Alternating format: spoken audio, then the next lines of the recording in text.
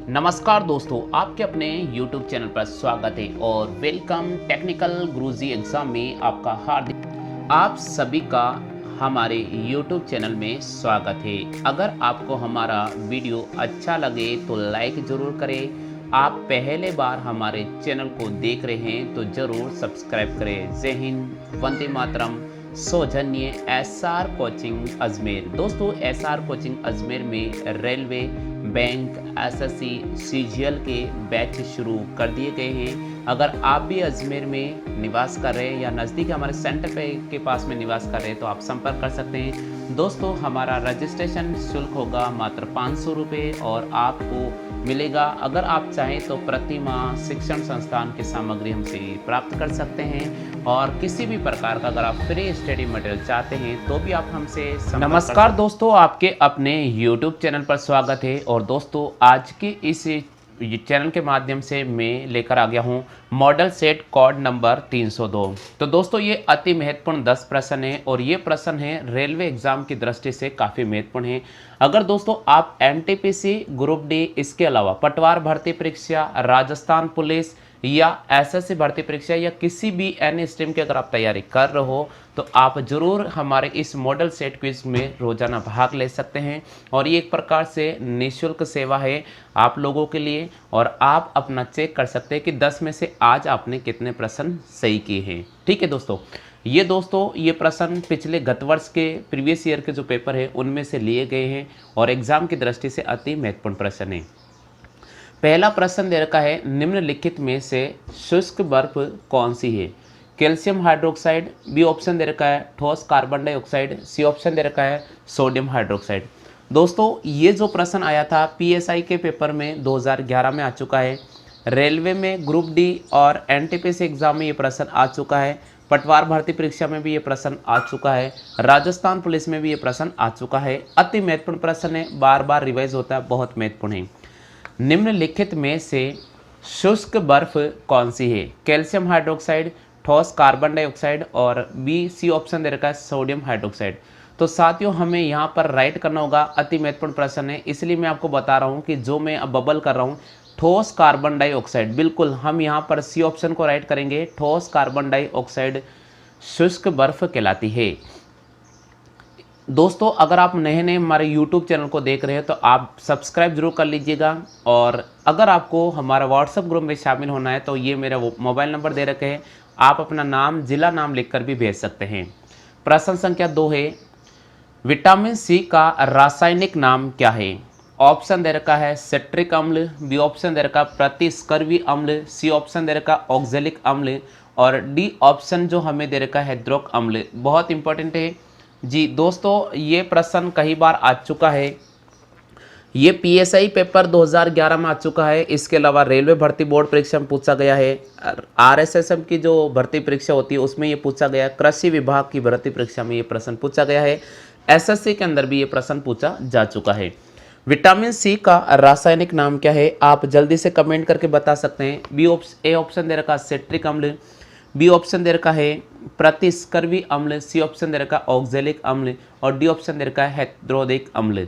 तो साथियों, हमें यहाँ पर बी ऑप्शन को राइट करना होगा, प्रतिस्कर्वी अम्ल। बिल्कुल, देखो भाई, विटामिन C को एस्कॉर्बिक अम्ल के नाम से भी जाना जाता है तो इसको प्रतिस्कर्वी अम्ल भी कह सकते हैं। प्रश्न संख्या 3 है, निम्न में से पाक सोडा कौन सा है? ऑप्शन दे रखा है सोडियम बाइकार्बोनेट, बी ऑप्शन दे रखा है सोडियम कार्बोनेट और सी ऑप्शन दे रखा है सोडियम क्लोराइड। तो दोस्तों, आपसे पूछा गया है निम्न में से पाक सोडा कौन सा है। ये जो प्रश्न है ये भी PSI पेपर 2011 में पूछा गया था। पुलिस उप निरीक्षक परीक्षा, PSI का मतलब है पुलिस उप निरीक्षक परीक्षा। बिल्कुल, 2011 में ये प्रश्न पूछा गया था।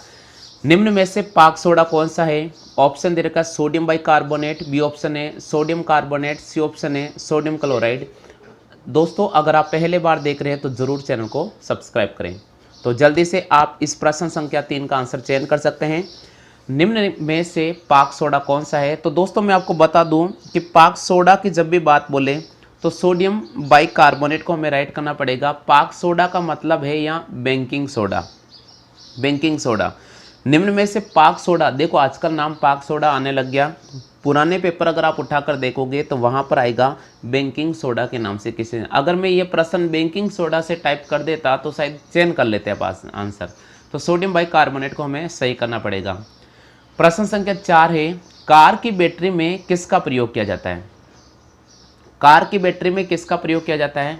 हाइड्रोक्लोरिक अम्ल, बोरिक अम्ल, सल्फ्यूरिक अम्ल और इनमें से कोई नहीं।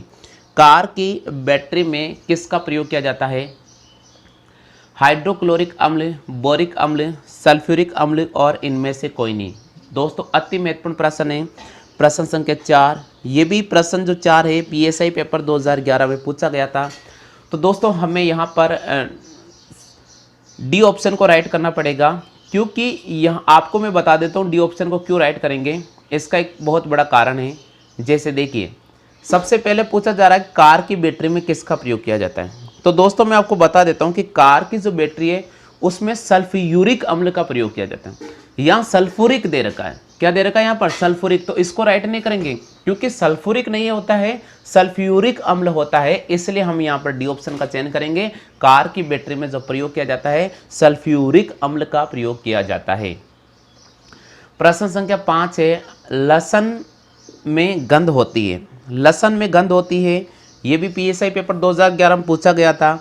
ऑप्शन दे रखा है क्लोरो यौगिक के कारण, बी ऑप्शन दे रखा है सल्फर यौगिक कारण, सी ऑप्शन दे रखा है फ्लोरीन यौगिक कारण और डी ऑप्शन दे रखा है एसिटिक यौगिक कारण। तो दोस्तों ये भी अति महत्वपूर्ण प्रश्न है। लहसुन में गंध होती है किसके कारण? कई बार एग्जामिनर प्रश्न के ऑप्शन इस प्रकार देते हैं, क्लोरो घटक, सल्फर घटक, फ्लोरीन घटक और एसिडिक घटक, ये भी दे सकता है। तो आपको ध्यान रखना पड़ेगा कि लहसुन में जो गंध होती है वो सल्फर यौगिक कारण होती है, तो हमें यहाँ पर बी ऑप्शन का चयन करना पड़ेगा। इसी प्रकार प्रश्न संख्या 6 दे रखा है, कंप्यूटर का आविष्कार किसने किया था? थॉमस एल्वा, अल्बर्ट मोबेल और चार्ल्स बेबेज और इनमें से कोई नहीं। तो ये प्रश्न तो बहुत बार आ चुका है, हर बार ये प्रश्न रिपीट भी होता है। मैंने भी 2-3 जो प्रश्न मॉडल सेट है उसमें बार बार डाल दिया है, ताकि ये प्रश्न तो आपको अच्छी तरह से याद हो जाए। कंप्यूटर का आविष्कार किसने किया था? तो हमें सी ऑप्शन को चयन करना होगा, चार्ल्स बेबेज के द्वारा कंप्यूटर का आविष्कार किया गया था। 7वां प्रश्न दे रखा, भोजन किस में पचता है? यकृत, पेट, छोटी आंत और इनमें से कोई नहीं। भोजन किस में पचता है ये प्रश्न आ जाता तो आप क्या जवाब दोगे? तो दोस्तों ये प्रश्न बहुत महत्वपूर्ण है। भोजन किस में पचता है? यकृत, पेट, छोटी आंत, इनमें से कोई नहीं। हमें यहाँ पर सी ऑप्शन का चयन करना होगा, छोटी आंत। भोजन छोटी आंत में पचता है। इसी प्रकार 8वां प्रश्न दे रखा है अपने पास में, ये भी अति महत्वपूर्ण है। डॉक्टर एपीजे अब्दुल कलाम ने निम्नलिखित में से कौन सी किताब लिखी थी? डॉक्टर एपीजे अब्दुल कलाम ने निम्नलिखित में से कौन सी किताब लिखी थी? The call of nation, my story, as I think, my presidential years और इंडिया माई ड्रीम्स। बिल्कुल बताइए, डॉक्टर एपीजे अब्दुल कलाम ने निम्नलिखित में से कौन सी किताब लिखी थी? जी बहुत इंपॉर्टेंट है ये प्रश्न। तो यहाँ पर हमें ई ऑप्शन का चयन करना होगा, इंडिया माई ड्रीम्स। बिल्कुल, इंडिया माई ड्रीम्स नामक ये पुस्तक है, डॉक्टर एपीजे अब्दुल कलाम के द्वारा लिखी गई थी।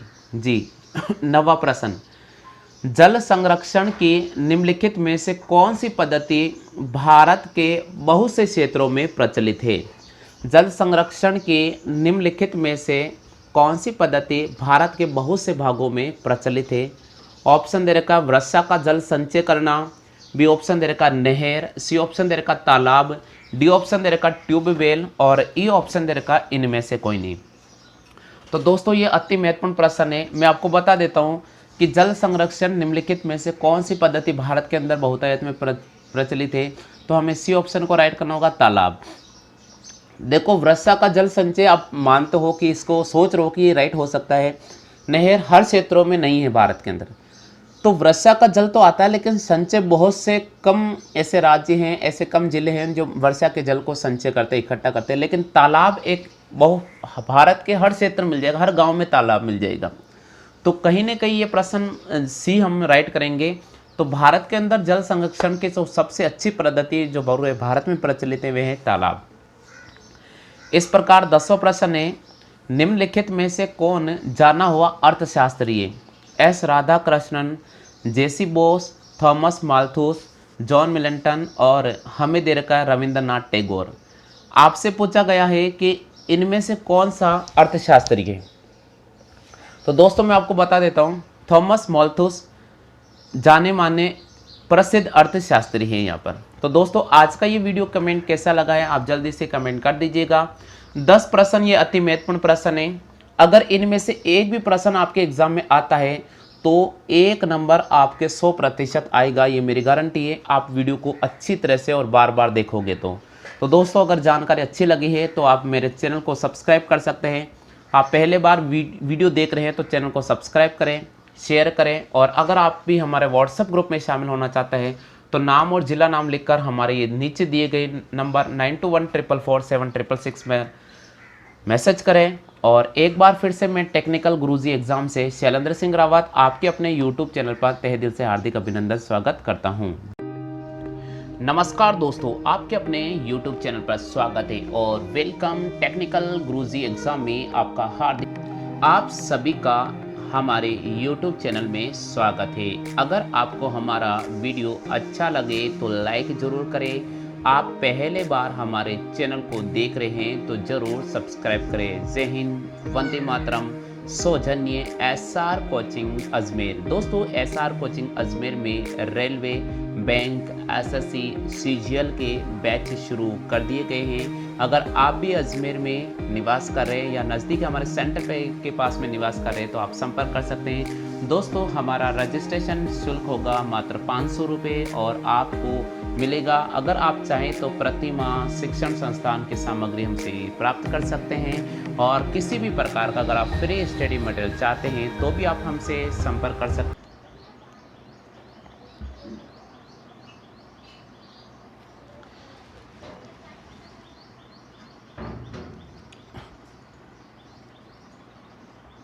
नमस्कार दोस्तों, आपके अपने YouTube चैनल पर स्वागत है। और दोस्तों आज मैं आपके सामने लेकर आ गया हूं राजस्थान का model set code number 301।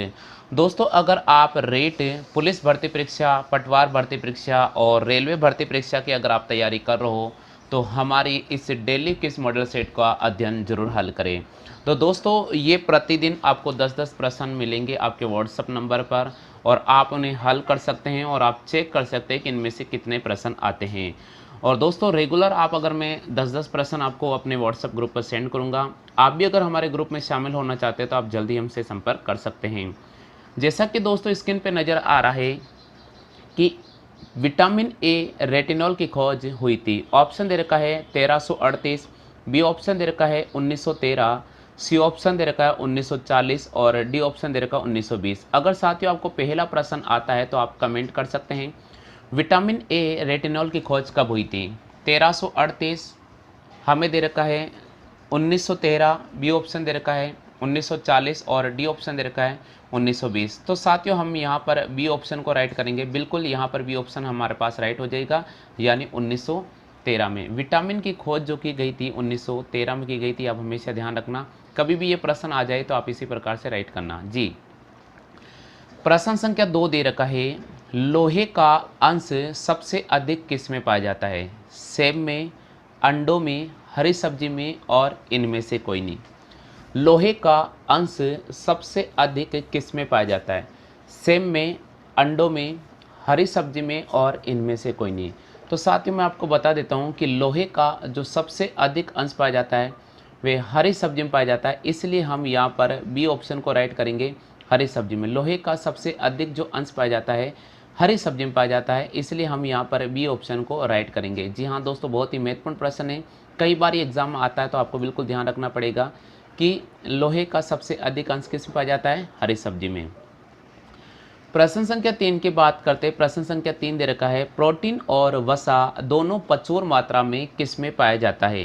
Protein और वसा दोनों प्रचुर मात्रा में किस में पाया जाता है। ऑप्शन दे रखा है नारियल, बी ऑप्शन दे रखा है मूंगफली, सी ऑप्शन दे रखा है सोयाबीन और डी ऑप्शन दे रखा है सूरजमुखी। साथियों मैं आपको बता देता हूं कि प्रोटीन और वसा दोनों प्रचुर मात्रा में मूंगफली में पाए जाते हैं, तो यहां पर हमें बी ऑप्शन को राइट करना पड़ेगा मूंगफली में। प्रोटीन और वसा दोनों प्रचुर मात्रा में मूंगफली में पाए जाते हैं। चौथा प्रश्न दे रखा है, निम्न में से किस फल में लोहे की मात्रा प्रचुर मात्रा में पाई जाती है। यानी ऐसा कौन सा फल है जिसमें लोहे की मात्रा प्रचुर मात्रा में पाई जाती है। ऑप्शन दे रखा है जामुन, बी ऑप्शन दे रखा है करौंदा, सी ऑप्शन दे रखा है लोकोट और डी ऑप्शन दे रखा है अमरूद। साथियों मैं आपको बता देता हूं कि ये प्रश्न अति महत्वपूर्ण प्रश्न है और ये प्रश्न बहुत पहले पूछा भी गया था। और कब पूछा गया था ये भी मैं आपको बता देता हूँ। यूपी का जो पेपर हुआ था यूडीए एलडीए 2006 के अंदर ये प्रश्न आया था कि निम्न में से किस फल में लोहे की मात्रा प्रचुर मात्रा पाई जाती है। तो साथियों हमें बी ऑप्शन को राइट करना पड़ेगा, करौंदा में। बिल्कुल करौंदा जो फल है उसमें लोहे की जो मात्रा है वो प्रचुर मात्रा में पाई जाती है। पांचवा प्रश्न दे रखा, गेहूं में रोटी बनाने के गुणों को प्रभावित करने वाला कारक कौन सा है। ऑप्शन दे रखा है आपके सामने ग्लूटीन, बी ऑप्शन दे रखा है ग्लोबुलिन, सी ऑप्शन दे रखा है ग्लाइसिन और डी ऑप्शन दे रखा है हमारे पास में लाइसिन। तो दोस्तों ये प्रश्न यूपी यूडी का पेपर था एलडीए और 2010 में ये प्रश्न पूछा गया था कि गेहूं में रोटी बनाने के गुणों को प्रभावित करने वाला कौन सा कारण है। ऑप्शन दे रखा है ग्लूटीन, बी ऑप्शन दे रखा है ग्लोबुलिन, सी ऑप्शन दे रखा है ग्लाइसिन और डी ऑप्शन दे रखा है लाइसिन। तो हमें ए ऑप्शन को राइट करना पड़ेगा साथियों। यहाँ पर ग्लूटीन, गेहूं में रोटी बनाने का जो गुण है वो कौन सा को प्रभावित करने वाला कारक है, वो ग्लूटीन है। प्रश्न संख्या 6 है, सबसे अधिक प्रोटीन किसमें पाया जाता है। सबसे अधिक प्रोटीन किसमें पाया जाता है। यूपीपीसीएस का पेपर था 2008 में ये प्रश्न पूछा गया था, चने में, मटर में, सोयाबीन में और गेहूं में। साथ ही मैं आपको बता देता हूं कि सबसे अधिक जो प्रोटीन पाया जाता है वह सोयाबीन में पाया जाता है। तो हमें यहाँ पर सी ऑप्शन को राइट करना पड़ेगा, सोयाबीन में। सातवां प्रश्न है, लहसुन में गंध होती है। रेलवे के अभी लोको पायलट और ग्रुप डी का जो पेपर हुआ था उसमें ये प्रश्न पूछा गया था। इसके अलावा आईएएस पेपर 1997 में, आईएएस पेपर 1997 में ये प्रश्न पूछा गया था। एसएससी में 2 बार ये प्रश्न पूछा गया है। लहसुन में गंध होती है क्लोरो यौगिक के कारण, सल्फर यौगिक के कारण, फ्लोरीन यौगिक के कारण और एसेटिक यौगिक के कारण। तो साथियों बहुत ही अति महत्वपूर्ण प्रश्न है सातवां प्रश्न, क्लोरो जी लहसुन में गंध होती है सल्फर यौगिक के कारण होती है। हमेशा ध्यान रखना लहसुन में जो गंध होती है वह सल्फर यौगिक के कारण होती है। आठवां प्रश्न दे रखा है, निम्न में से कौन सा लोहे का सबसे अच्छा स्रोत है। ऑप्शन दे रखा गाजर, मटर, चावल, पालक। यूपीपीसीएस का पेपर था 2008 में ये पूछा गया था। रेलवे भर्ती बोर्ड परीक्षा 2011 में ये प्रश्न पूछा गया था। 2014 में प्रश्न पूछा गया था। निम्न में से कौन सा लोहे का सबसे अच्छा स्रोत है। गाजर, मटर, चावल, पालक। तो साथियों हमें डी ऑप्शन को राइट करना पड़ेगा, पालक। लोहे का सबसे अच्छा जो स्रोत है वो पालक है। नवा प्रश्न दे रखा है, लाल मिर्च में तीखी होती है किसके कारण। यानी लाल मिर्च तीखी होती है किस यौगिक के उपस्थित कारण। ऑप्शन दे रखा है रेसिन, बी ऑप्शन दे रखा है कैपेसिन, सी ऑप्शन दे रखा है एरिकोलिन और डी ऑप्शन दे रखा है सेफियल। दोस्तों अति महत्वपूर्ण प्रश्न है ये, काफ़ी महत्वपूर्ण है। लाल मिर्च में तीखी गंध होती है या लाल मिर्च तीखी होती है किस कारण। तो हमें बी ऑप्शन को राइट करना होगा, कैपेसिन के कारण। और इसी प्रकार 10वां प्रश्न है, हरित क्रांति में प्रयुक्त मुख्य पादप कौन सा था। हरित क्रांति में प्रयुक्त मुख्य पादप कौन सा था। उत्तर प्रदेश के पीसीएस पेपर 2010 में ये प्रश्न उठ चुका है, आया है, बहुत महत्वपूर्ण प्रश्न है। ऑप्शन हमें दे रखा है जेपेनिक का चावल, भारतीय चावल, एमर गेहूँ और मैक्सिन गेहूँ। तो दोस्तों प्रश्न संख्या 10 है, हरित क्रांति में जो प्रयुक्त मुख्य पादप था उसका नाम है मैक्सिन गेहूँ। तो यहाँ पर हमें डी ऑप्शन को राइट करना पड़ेगा, मैक्सिन गेहूँ को। तो दोस्तों आज की ये जानकारी आपको कैसी लगी है इसके बारे में आप कमेंट कर सकते हैं। अगर आपको हमारा फ्री स्टडी मटेरियल चाहिए तो आप अपना नाम और ज़िला नाम लिखकर, बिल्कुल नाम और ज़िला नाम लिखकर मेरे व्हाट्सअप नंबर पे सेंड करें। व्हाट्सअप नंबर है मेरा, यहाँ पर मैं लिख रहा हूँ,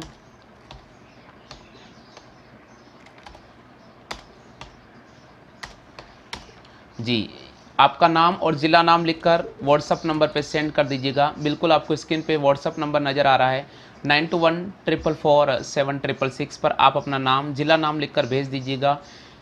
इस प्रकार की रोज़ाना में 10 प्रश्न हैं, अति महत्वपूर्ण हैं, जो टॉपिक वाइज मैं प्रोवाइड करा रहा हूँ और ये व्हाट्सएप पर आपको मिलेंगे।